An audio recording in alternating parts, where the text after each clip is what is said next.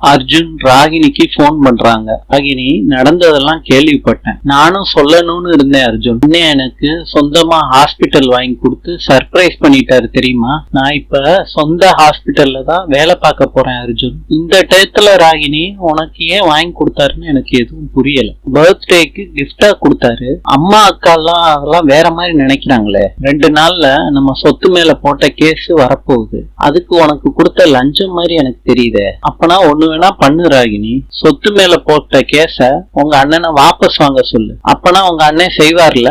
நான் கேட்டா கண்டிப்பா செய்வார் அர்ஜுன். உண்மையிலேயே உன் மேல உள்ள பாசத்தாலதான் ஹாஸ்பிட்டல் வாங்கி கொடுத்தான்னு என் வீட்டுல நம்புவாங்க. எனக்காண்டி கண்டிப்பா கேஸ வாபஸ் வாங்குவாங்க. நாளைக்கு பேசிட்டு உங்களுக்கு கால் பண்றேன். போனை வச்சிடுறாங்க ராகினி. நடேசன் கேக்குறாங்க, என்னப்பா சீக்கிரத்துல கிளம்பிட்டீங்க? அதுக்கு கார்த்திக் சொல்றாரு, கோர்ட்டு கேஸ் வரப்போகுதுலப்பா, வக்கீல பார்த்து பேசிட்டு வரணும். அதுக்கப்புறம் கம்பெனிலே நிறைய வேலை இருக்குப்பான்னு சொல்றாங்க. இப்போத கேக்குறாங்க கார்த்திக் கிட்ட, நம்ம பக்கம் ஜெயிச்சு கொடுத்துருவாரா வக்கீல்னு கேக்குறாங்க. ஆமாமா, கண்டிப்பா ஜெயிச்சு கொடுத்துருவாங்க. நம்ம சம்மதம் இல்லாம நம்ம கிட்ட சொத்தை வாங்கியிருக்காங்க. அந்த ஒரு பாயிண்டே போதும் ஜெயிக்கிறதுக்கு அப்படின்னு கார்த்திக் சொல்றாரு. ராகினிக்கு தான் தெரியுமே அர்ஜுன் ஏமாத்தி சொத்தை வாங்கியிருக்கான்னு. அவ சொல்லுவாளா? அவ எப்படி சொல்லுவா அவளோட ஹஸ்பண்டுக்கு எதிரா அப்படின்னு கார்த்திக் சொல்றாரு. ராகினி வீட்டுக்கு வந்திருக்காங்க. உள்ள வாங்கன்னு தமிழ் கூப்பிடுறாரு. ராகினி, நீ சொன்ன பொருள்லாம் ஆர்டர் பண்ணிருக்கோம், வந்துடும் இன்னும் 2 நாள்னு சொல்றாரு. நடேசன் சொல்றாரு, சீக்கிரத்துல பிராக்டிஸ் பண்ண ஆரம்பிச்சிருவேன்ல ராகினி? ஆமாப்பா, ஆரம்பிச்சிருவேன் அப்படின்னு ராகினி சொல்றாங்க. உன் ஃப்ரெண்டு பவித்ராவுக்கும் நம்ம ஹாஸ்பிட்டல்ல வேலை பாட்டு கொடுத்துருமா, அவங்க அப்பா சொல்ல சொன்னாரு. அர்ஜுன் குடும்பத்துல எல்லாரும் தமிழை பத்தி புரிஞ்சுக்காம பேசுறாங்க அப்படின்னு ராகினி சொல்றாங்க. நீங்க போட்டிருக்கீங்கல்ல சொத்துல கேஸ், உங்க பக்கம் நான் இருக்கணும்னு சொல்லிதான் நீங்க எனக்கு ஹாஸ்பிட்டல் வாங்கி கொடுத்துருக்கீங்கன்னு வீட்டுல சொல்றாங்க. அண்ணன் சொத்து மேல போட்டிருக்க கேஸ வாபஸ் வாங்கினாதான் அவங்க நம்புவேன்னு சொன்னாங்க. நடேசன் சொல்றாரு, கேஸ்ல அவங்க தோத்து போயிருவோம்னு அவங்களுக்கு பயம் வந்துருச்சு. அதுதான் ராகினிய வச்சு சொல்ல சொல்லிருக்காங்க. அம்மா, கேஸ வாபஸ் வாங்கிருங்கம்மா. அது நடக்காது ராகினி. சொத்து எங்க கைவிட்டு போனதுல எங்களுக்கு வருத்தமோ கோவமோ இல்ல ராகினி. இந்த சொத்து உன் கைக்கு தான் வந்திருக்கு. நீயே கேட்டிருந்தாலும் நாங்க கொடுத்திருப்போம். எல்லாரையும் உன் புருஷன் நம்ப வச்சு ஏமாத்திருக்கான். சொத்தை எப்படி எழுதி வாங்கினான்னு உனக்கு நல்லா தெரியும் ராகினி. நடேசன் சொல்றாரு, எங்க மேல எந்த தப்பு இல்லைன்னு நான் சொன்னா நீ நம்ப போறியா? எதா இருந்தாலும் கோர்ட்லயே பாத்துக்கலாம். அண்ணே, நீயாவது நான் சொல்றத கேளுன்னு இப்படியாவது கேஸ வாபஸ் வாங்கிருந்தேன். ராகினி, நான் கேஸ வாபஸ் வாங்க போறதில்ல. அப்பனா நீ இந்த சொத்துக்காண்டிதான் எனக்கு ஹாஸ்பிட்டல் வாங்கி கொடுத்தேன்னு அவங்க சொல்லுவாங்களே. மத்தவங்க சொல்றத பத்தி எல்லாம் எனக்கு கவலை இல்ல ராகினி. இது எதுக்காண்டி பண்ணேன்னு உனக்கு தெரியும்ல, அது போதும் எனக்கு ராகினி. நம்மளோட அப்பா அம்மாவை ஏமாத்தி அவன் சொத்தை வாங்கியிருக்கான். இத நான் ஊருக்கே வெளிச்சம் போட்டு காட்டணும். அவனுக்கு தண்டனையும் வாங்கி கொடுக்கணும். நான் வாபஸ் வாங்க போறதில்ல ராகினி. எனக்கு நிறைய வேலை இருக்கு ராகினி, நான் கிளம்புறேன். தமிழும் கார்த்திக்கும் கிளம்பிடுறாங்க. சொத்து மேல போட்ட கேஸ வாபஸ் வாங்கிருவாங்களா ராகினி? அர்ஜுன் குடும்பத்துல இருக்க அத்தனை பேரும் ராகினியே கேக்குறாங்க. ராகினி சொல்றாங்க, முடியாதுன்னு சொல்றாங்க. இதுதான் நடக்க போகுதுன்னு எனக்கு தெரியும். உனக்கு தெரியுதா உன் குடும்பம் எப்படிப்பட்ட குடும்பம்னு அப்படின்னு அர்ஜுனோட அம்மா சொல்றாங்க. சொத்து கைக்கு வந்த பிறகு அந்த ஹாஸ்பிட்டல்ல கூட ராகினி உங்ககிட்ட இருந்து எடுத்துப்பாங்க அப்படின்னு அர்ஜுனோட அக்கா சொல்றாங்க.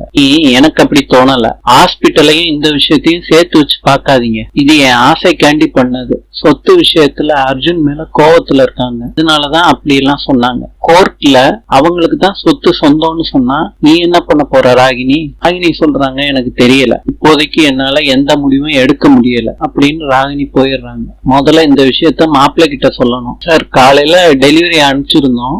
லோடெல்லாம் வந்து சேர்ந்துருச்சுல சார்?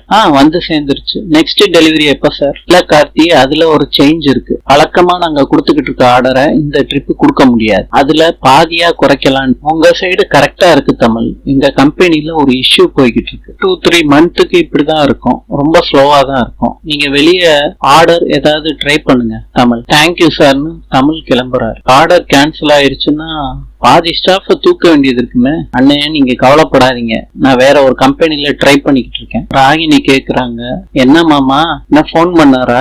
ஆமாமா, ஆர்டர் கிடைக்கிற மாதிரி இருக்கு மும்பைல. ஆர்டரை வாங்கிட்டு தான் வருவேன்னு அர்ஜுன் சொல்றான். இங்கேயும் 4 நல்ல விஷயம் நடந்திருக்கலாமா? அதையும் அர்ஜுன் கிட்ட சொன்னேன். நம்ம செஞ்சு கொடுத்தோம்ல ஒரு கம்பெனி, அவங்க ப்ராடக்ட் எல்லாம் தரமா இருக்குன்னு சொல்றாங்க. இன்னும் கொஞ்சம் ஆர்டர் கொடுக்க போறாங்களா நம்ம கம்பெனிக்கு. அதான் சொல்லிக்கிட்டு இருந்தேன். இங்க இருக்க ஆர்டரும் பாம்பே ஆர்டரும் கிடைச்சிச்சுன்னா நம்ம கம்பெனி எங்கேயோ போயிரும். ராகினி சொல்றாங்க, இதுக்கெல்லாம் தமிழனாக்கு தான் தேங்க்ஸ் சொல்லணும். அர்ஜுனோட அக்கா சொல்றாங்க, நம்ம கம்பெனி ரன் ஆகிறதுக்கு தமிழண்ணனுக்கு எதுக்குமா நன்றி சொல்லணும்? அவருக்கு கிடைச்ச ஆர்டரை எங்க அண்ணன் விட்டு கொடுத்தாங்க, அதனாலதானே இந்த நல்லது நடந்திருக்கு. சொத்தை நீ எழுதி கொடுத்துருவேன்னு பெரிய திட்டம் போட்டிருக்காங்க உங்க அண்ணன் அப்படின்னு அர்ஜுனோட அம்மா சொல்றாங்க. கோர்ட்ல மாப்பிள்ள தான் எல்லாமே பண்ணா, மாப்பிள்ள தான் ஏமாத்திட்டான்னு சொல்லுவாங்க. இதுக்கு ராகினி நீ என்ன சொல்ல போறன்னு இருக்கு. யாருக்கு ராகினி நீ சப்போர்ட் பண்ண போற?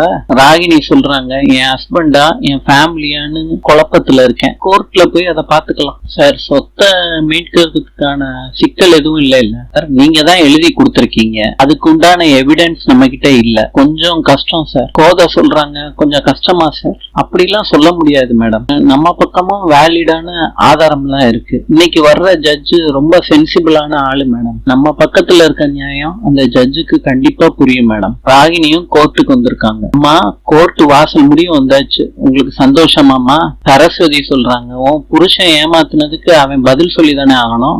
ராகினி சொல்றாங்க, விட்டு கொடுத்து போலாம்ல, என்னை விட உங்களுக்கு சொத்து தான் முக்கியமா போச்சு. நாளை சந்திக்கலாம். இன்று அகத்திக்கீரை சாப்பிட்டால் வாய்ப்புண்ணு ஆறும். நாளை சந்திப்போம்.